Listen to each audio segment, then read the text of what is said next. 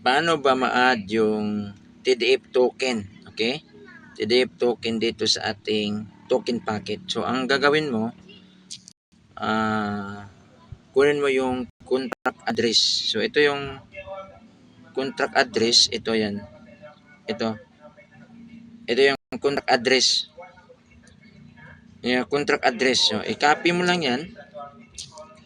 Punta ka sa ito, token packet. Kahit anong mga token, basta buha mo yung contract address, pindutin mo itong plus sign. Ganito yung pag-add. Pindutin mo yung plus sign.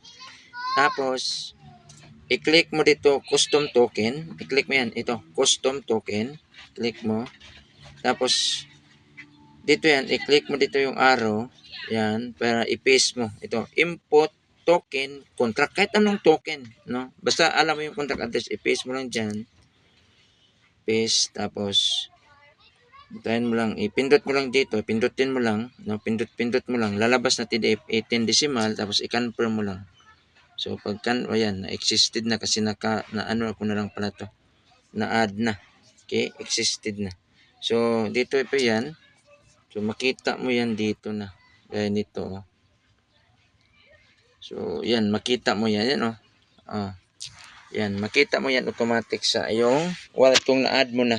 Okay, so ganun ang gagawin. Thank you for watching po. Bye-bye and God bless.